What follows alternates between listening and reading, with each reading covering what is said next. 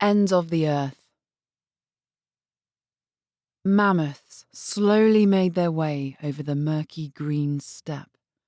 Spear in hand, Leda and her clan of 16 crept toward the strong beasts. The humans were all hunched over, their hungry bodies draped in elk skins, waiting, watching, ready to fell one of the hulking creatures. She slipped, her face ploughed hard into the ground, and the weight of her heavy body cracked the dry twigs beneath her. The mammoths turned their massive heads. She lay still, perfectly still. The matriarch's ears flapped outward. Leda felt the ground beneath her shake as the mammoth made its way toward her. The beast's hide was covered in hairless patches, old spear wounds. She tried to slowly hide her arms and legs beneath the elk skin, hoping, praying the mammoth wouldn't notice her. The matriarch turned her head to the side and gazed upon Leda. She held her breath as hot sweat trickled down the small of her back. She wasn't fooling anyone. The matriarch trumpeted. Leda's father jumped ahead. He grabbed her arm and yanked her to her feet. The other members of her clan stood, spears in hand. They charged.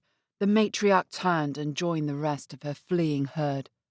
Only a baby mammoth lagged behind. Only a baby mammoth on which 16 could dine.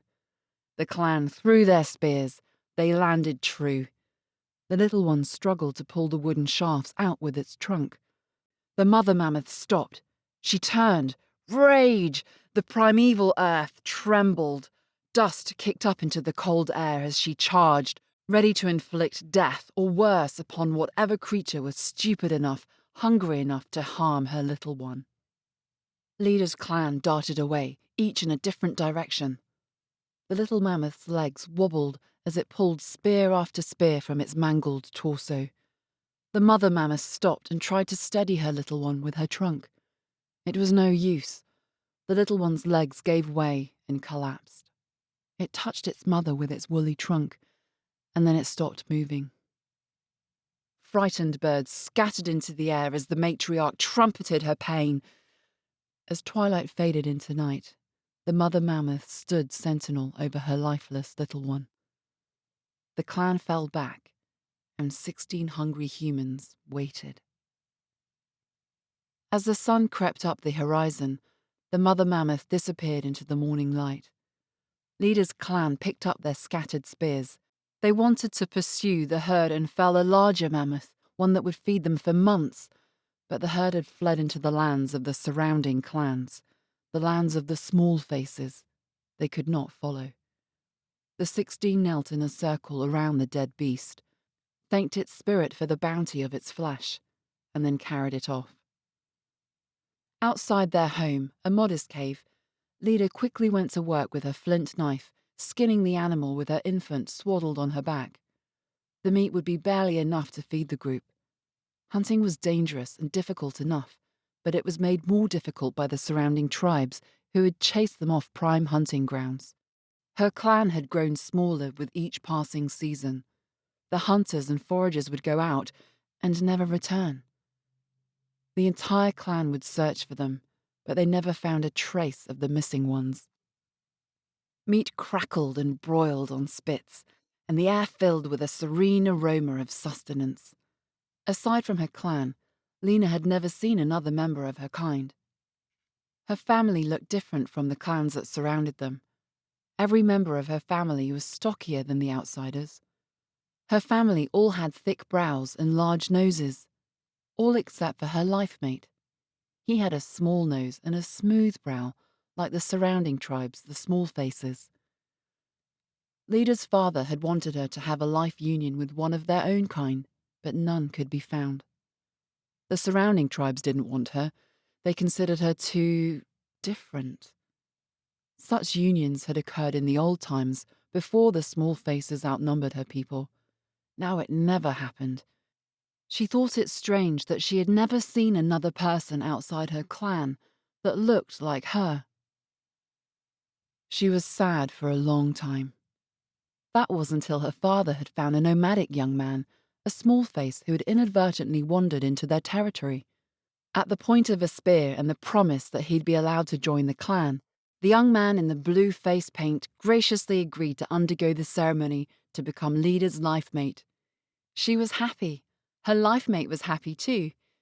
Their union was a bit awkward at first, and communication difficult, but things improved after he stopped trying to escape. She knew he liked her. It was because he was pleased with the food she gave him and the comfort of their dwelling. Her happiness was doubled when their son was born in the summer. His face didn't have features like hers, nor did they match those of the small faces. Instead, her little one's features were something in between, and she thought him perfect. The meat developed a nice char. Leader's stomach growled. She removed one of the spits and tore off some pieces of meat. She handed the first piece to her grandfather. The elders always ate first. She asked grandfather where the other members of their kind were. Her grandfather blew on the meat and took a large bite and chewed as he considered her question.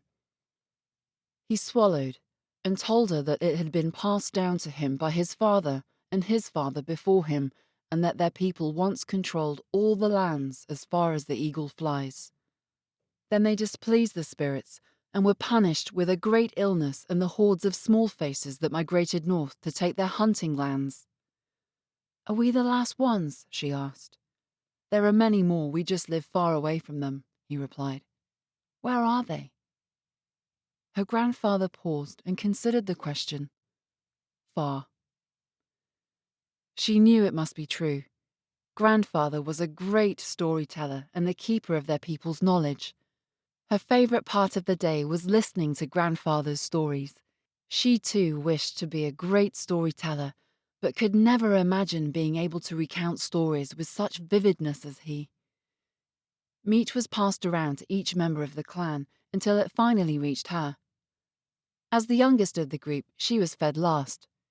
It used to be that she was fed before her life mate, but he won grandfather's favour by crafting a sturdy pair of foot coverings that grandfather really liked.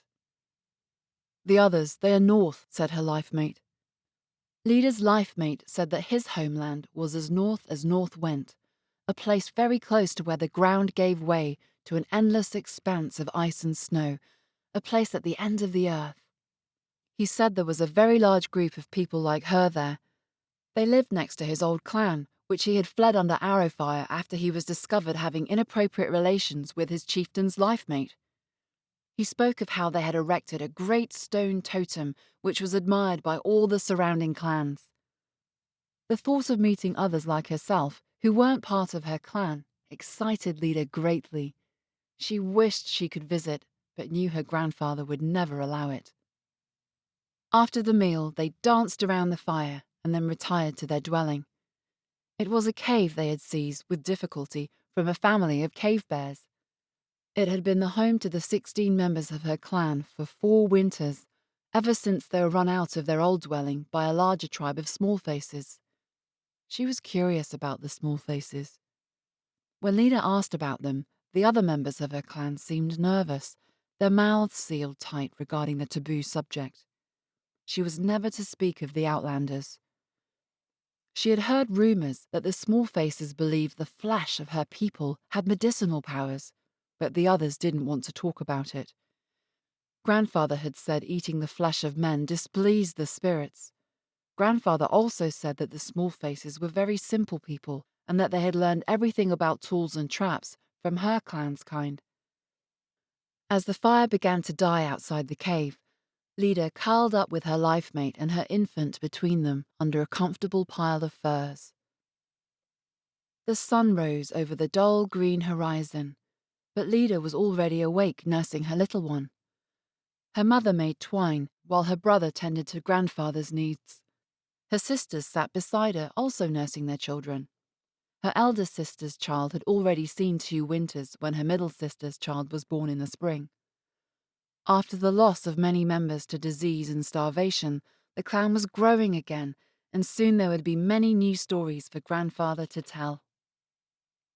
The air was getting colder and the days shorter. They needed enough food to get them through the winter. Leda ran her obsidian blade over the mammoth skin. It would make a warm hide to wrap herself in during the coming season. As she scraped, she began to worry. It was late, and neither her brothers nor her life mate had returned from foraging. She wanted to go out and search for them, but Grandfather said it was already twilight and that she'd have to wait until morning. As she lit a fire, silhouettes appeared upon the horizon and walked toward her. She was unsure if she should be frightened or relieved as she narrowed her eyes. She gave out a sigh. They were her brothers, but her life partner was nowhere to be seen.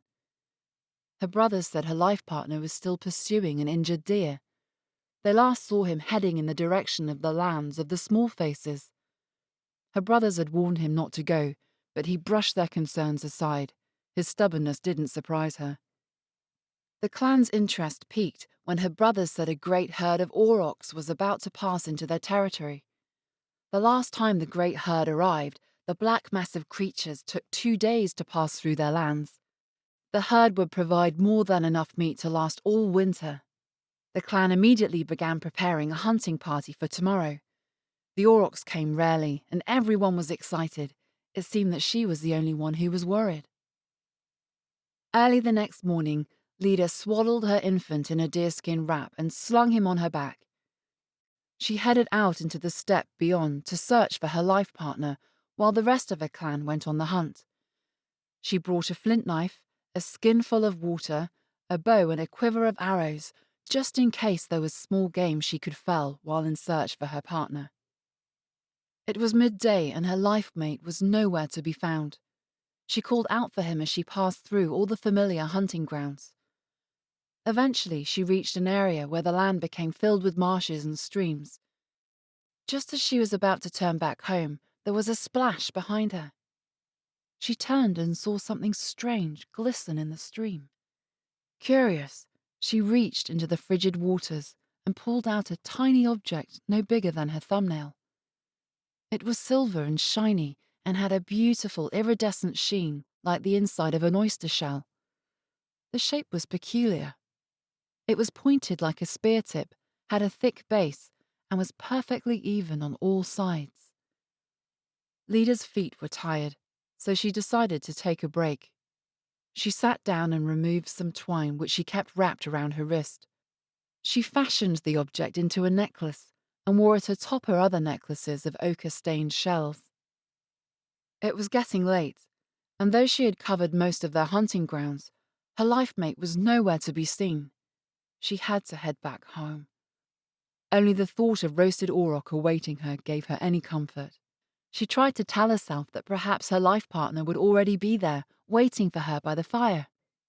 As she walked along the desolate steppe, she wondered why such a big place didn't have enough land for everyone. Why did the Small Faces need so much? The steppe eventually gave way to a sparse scattering of trees. She was almost home. A great cloud of smoke rolled upward into the indigo sky. She could smell the roasting flesh of the aurochs, and with each step her stomach growled. She had to wipe her mouth, for it was watering. As she approached her clan's cave, she noticed the fire was unusually large. Far larger and far too wasteful for cooking meat. She sulked when she thought about how much firewood she'd have to gather the following day. Then she heard voices. Men's voices. They were cheering and shouting, but something seemed off. The cries and yelps didn't sound familiar. As she crept forward, something deep inside her told her not to go any farther. She paused.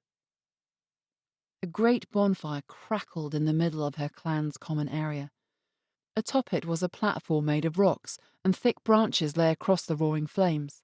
Men danced around the bonfire, while others sat and ate. Leda squinted and tried to make out what was going on. When things came into focus, she saw her life partner. His blackened head was roasting on a thick branch adjacent to the heads of her brothers and the rest of her clan. She saw dozens of thick arms and legs roasting on the fire. She covered her mouth to keep herself from crying out as tears streamed from her eyes. Burning embers kicked up into the seeping darkness as one of the men jabbed a stick into the blaze. He fiddled around within the coals for a while and pulled out a darkened object. It was a charred infant, her sister's baby. He blew on it a few times and then took a bite out of it. She gagged and would have vomited but for her empty stomach. Wild dancing around the fire ensued. She held her legs to her chest and began to rock back and forth, quietly moaning to herself. Then her infant gave out a shrill cry that cut through the cold air. Before she had a chance to calm him, she heard bones rattle and branches crack. She looked up and saw a man. The flames beyond glowed in his yellow eyes. He wore bracelets and anklets made of bleached bones. Atop his head sat an elaborate headdress made from a lion's skull. His face was painted in ochre, and around his neck he wore eagle talons and fresh fingers, still bleeding as talismans. As she climbed to her feet, she recognized them. They were her grandfather's fingers. His stories were over, and now it seemed she was going to join him.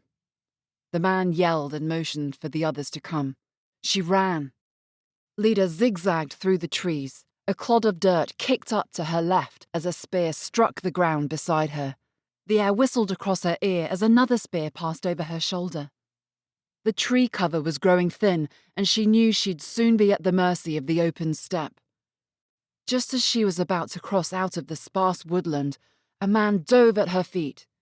The small face wrapped his arms around her ankle as the others closed in.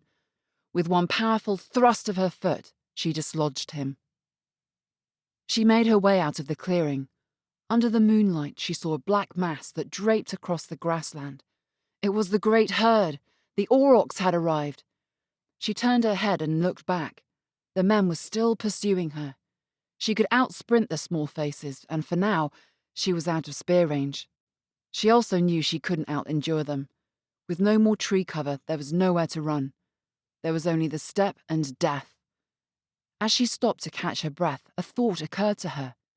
She gazed at the great herd. She had a crazy idea, but it was better than simply waiting to be cut down and eaten.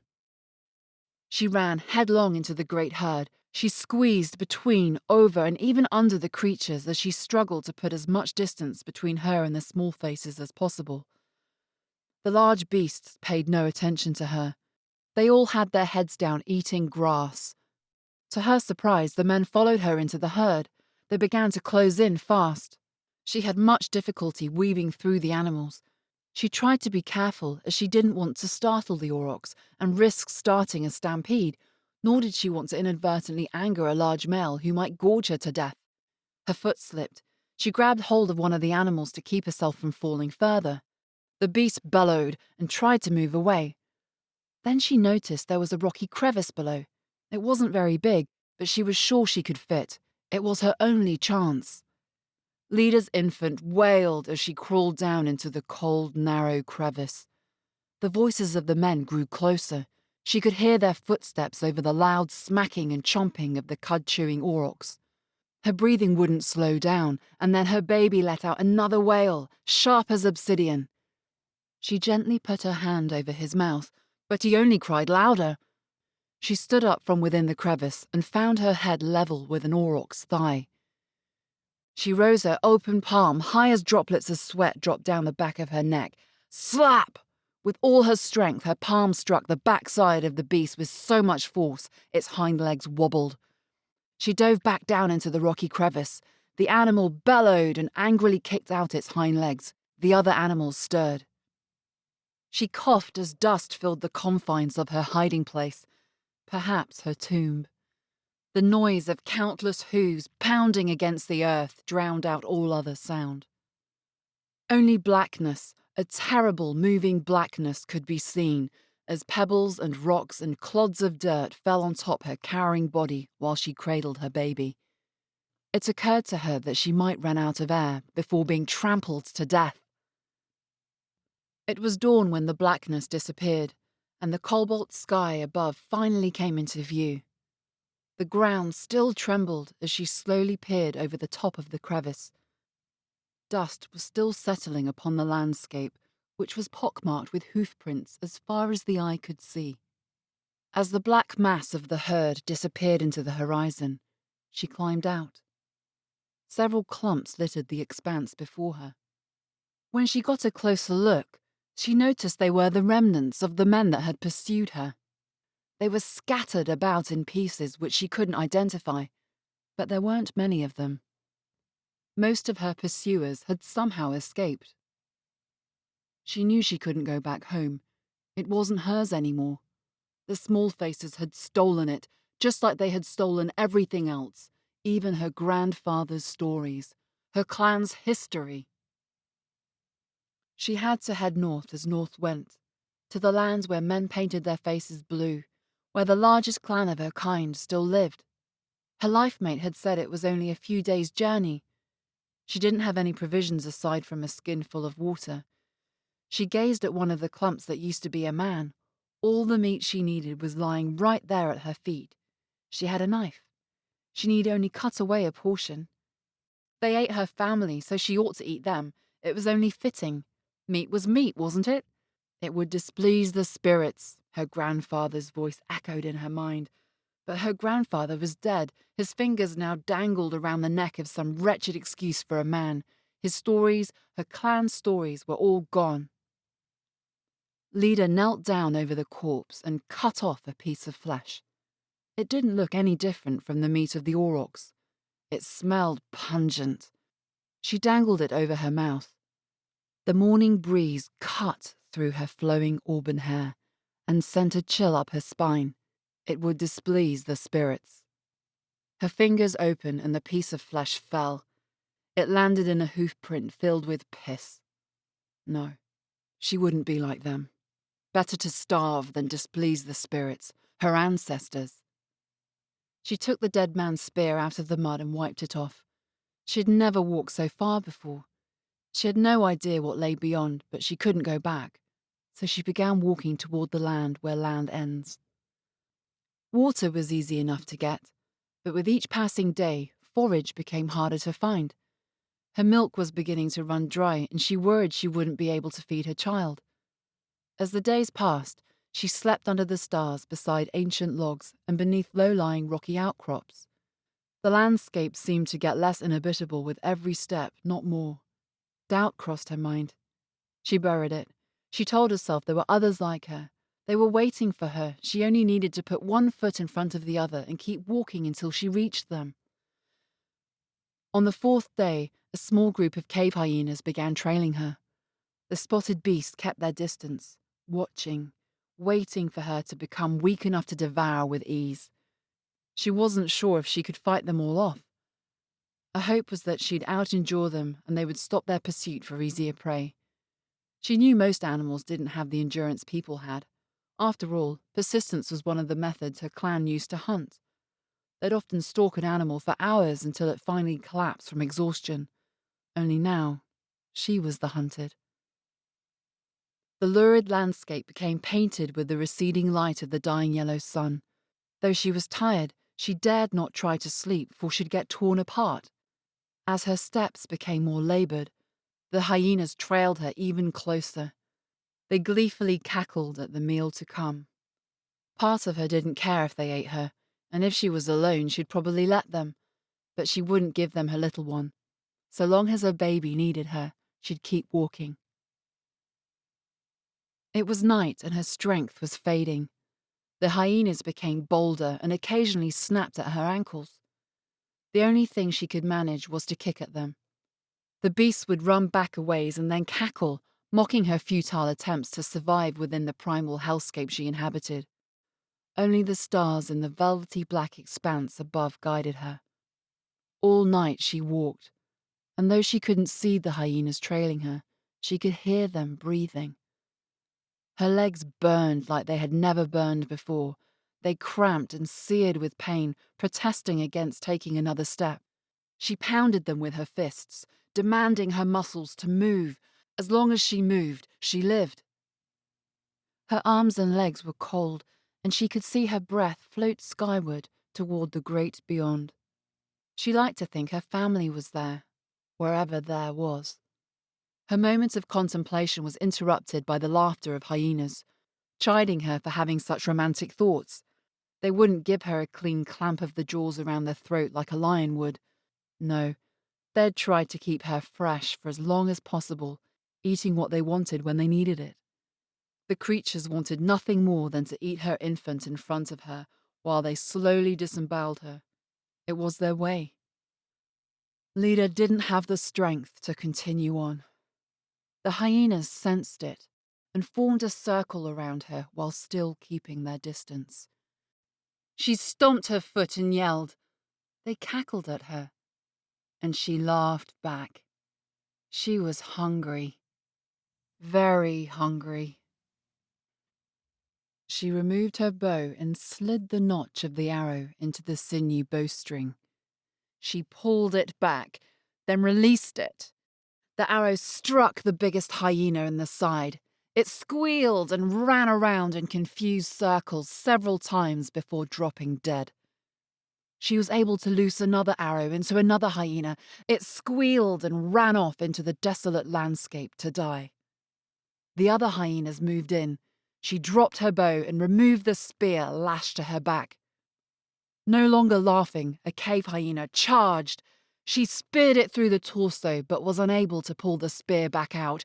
Another hyena clamped its jaws around the shaft, snapping it in half. Then it came for her.